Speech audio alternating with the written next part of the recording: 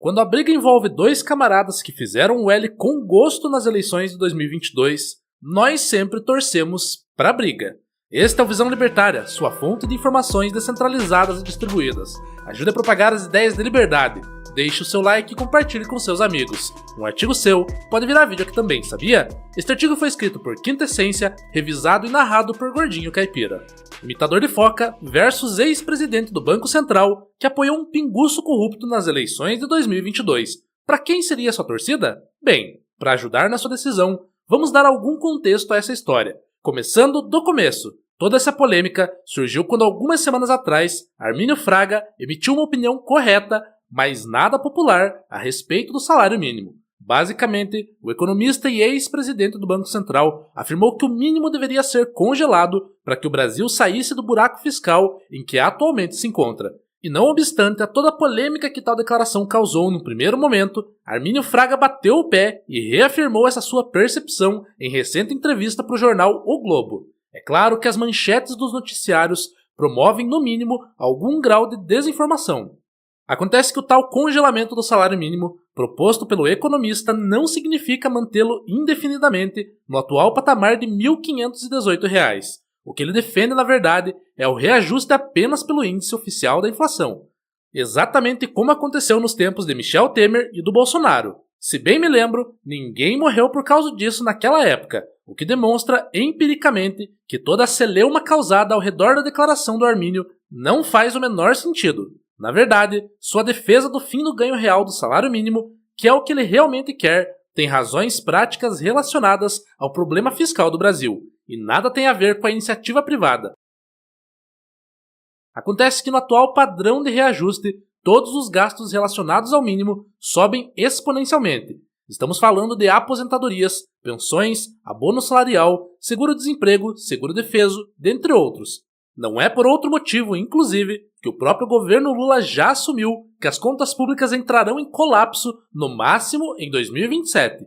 Foi por isso que Armínio defendeu o reajuste do salário mínimo apenas pela inflação, por pelo menos 6 anos.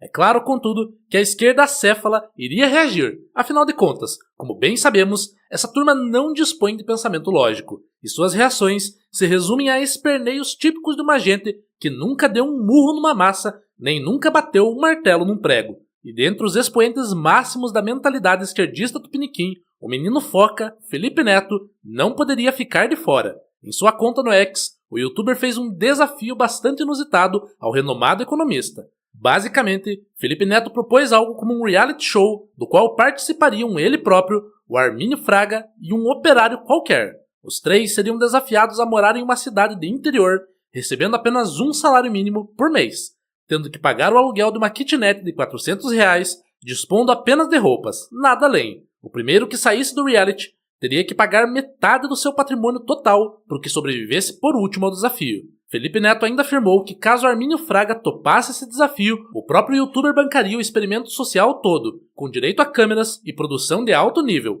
bem típico do imitador de focas, não é mesmo? É claro que tal ideia inusitada não passa de mera estratégia retórica. Nem mesmo Felipe Neto espera que o economista aceite um desafio tão besta assim. Mas será que a provocação feita pelo influenciador faz sentido? Bem, certamente você imagina que não. Afinal de contas, estamos falando do Felipe Neto. Mas, para o bem do argumento, vamos analisar toda essa questão por partes. Primeiro, do ponto de vista econômico e depois pelas lentes da ética libertária. Para começo de conversa, que diabos de experimento social é esse? Veja que o Felipe Neto parte de um pressuposto mais do que furado, o de que muita gente no Brasil trabalha em troca de um salário mínimo. A verdade, contudo, é que a coisa não funciona bem assim.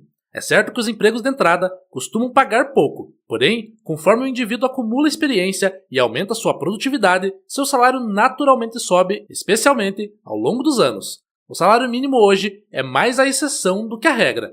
Em segundo lugar, os 3 participantes desse desafio teriam direito a buscar um aumento de sua renda? Porque, convenhamos, eles certamente conseguiriam, especialmente o Armínio Fraga, que possui capacidades intelectuais mais do que suficientes para lhe garantir um salário maior do que o mínimo, em quaisquer circunstâncias. A vida do economista nesse experimento, portanto, seria relativamente fácil. Agora, se isso for contra as regras do jogo, então o desafio do Felipe Neto pressupõe que os brasileiros são escravos de um salário mínimo e que não há nenhum tipo de mobilidade social no Brasil, o que é obviamente falso. E em terceiro lugar, o Felipe Neto sabe muito bem que o Armínio Fraga tem razão nessa história. Aliás, nesse joguinho, o que não falta é hipocrisia, de ambos os lados. Estamos de fato diante de duas verdades inegáveis. A primeira, que Armínio sabia que o Brasil ia pro buraco com Lula. E a segunda, que o Felipe Neto sabe muito bem quem é esse mesmo Lula. O passado de ambos os condena. Por isso, é aquela história. Se tem dois esquerdistas fazedores de L brigando, nossa torcida é pra briga. Mas vamos ao que interessa. Agora, do ponto de vista libertário, como devemos encarar o salário mínimo e seu possível congelamento? A coisa é bastante simples de entender. A imposição de um salário mínimo é uma violência contra pessoas pacíficas. Esse tema já foi abordado de forma bastante técnica no canal Ancapsu Classic. No vídeo Salário Mínimo Ajuda o Trabalhador? Link na descrição. Em resumo, podemos dizer que ao impor um salário mínimo, o Estado proíbe os indivíduos de aceitar trabalhar por um valor menor do que o estabelecido nas leis estatais. Ao mesmo tempo, o Estado também impede as empresas de contratar funcionários por um salário menor do que o determinado em legislação. Ou seja, o Estado acaba com o voluntarismo, impedindo que indivíduos pactuem livremente seu contrato de trabalho, especialmente no que se refere à remuneração. Basicamente, estamos diante do Estado interferindo mais uma vez em relações que de outra sorte seriam plenamente livres. Pior ainda, a estipulação de um salário mínimo prejudica os trabalhadores menos qualificados, tipicamente pessoas sem instrução ou jovens sem experiência. Acontece que o salário real é determinado pelo valor que um trabalhador pode gerar para o seu empregador. Assim, se uma pessoa não consegue gerar mais do que ela custa para a empresa, ela simplesmente não será contratada. Por isso, é comum dizermos com razão que o salário mínimo quebra os primeiros degraus da escada econômica. E conforme já mencionamos, a alta progressiva do salário mínimo vai levar a um colapso fiscal em 2027, no máximo. Em resposta a esse colapso, o governo vai precisar imprimir dinheiro, principalmente para cobrir os benefícios atrelados ao salário mínimo. Já as empresas, também por causa dessa alta, precisarão aumentar os preços, a fim de acomodar as novas despesas. Como resultado, teremos mais inflação, deixando todo mundo mais pobre, em troca de um salário nominalmente maior. Ou seja, essa história toda não passa de pura ilusão estatista.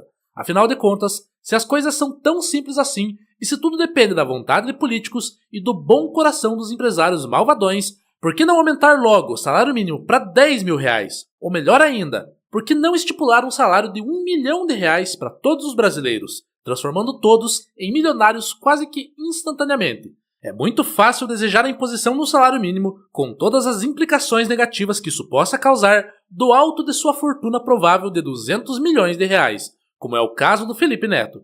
Também é fácil fazer o L e depois reclamar dos problemas econômicos quando se está acostumado a gerir bilhões de dólares em ativos, como é o caso do Armínio Fraga. O que é difícil para essa gente esquerdista é deixar o trabalhador e o empreendedor em paz e parar de defender a agressão estatal contra indivíduos pacíficos. Nós sabemos bem o que o Felipe Neto quer com essa bagunça toda: engajamento. E sim, nós estamos promovendo isso. Porém, nosso ponto é justamente expor toda a desinformação econômica que o menino Foca promove, com seus argumentos rasos, pueris e piegas a respeito do salário mínimo. Infelizmente, o brasileiro médio ainda não é capaz de compreender verdades econômicas básicas, e acredita nesse tipo de canto da sereia. Na terra do tigrinho, qualquer influencer que finja se importar com os pobres é visto como uma verdadeira deidade. Felipe Neto não acredita no que ele escreve, nem nos desafios que promove. Acredita ou não, ele é consideravelmente inteligente. O mesmo pode se dizer de seu novo desafeto, o Armínio Fraga, que entende o suficiente de economia para saber desde o começo que o governo Lula seria um desastre econômico. Em ambos os casos, não se trata de ausência de conhecimento ou de instrução. Talvez seja apenas ausência de princípios mesmo. Por isso, além de torcer para que os trabalhadores e os empregadores tenham cada vez mais liberdade para pactuar seus contratos como bem entenderem, também torço para que Armínio aceite o desafio. Afinal de contas, seria muito bom ver esses dois fazedores de L participando de um reality show, para que eles aprendam, na prática, os malefícios do salário mínimo. Obrigado pela audiência, este é um canal colaborativo, participe você também. Cadastre-se agora mesmo no nosso site visãolibertaria.com e envie os seus artigos por lá. Os colaboradores recebem recompensas em Bitcoin. Inscreva-se no canal e clique no botão da campainha para ser avisado de novos vídeos. Até a próxima!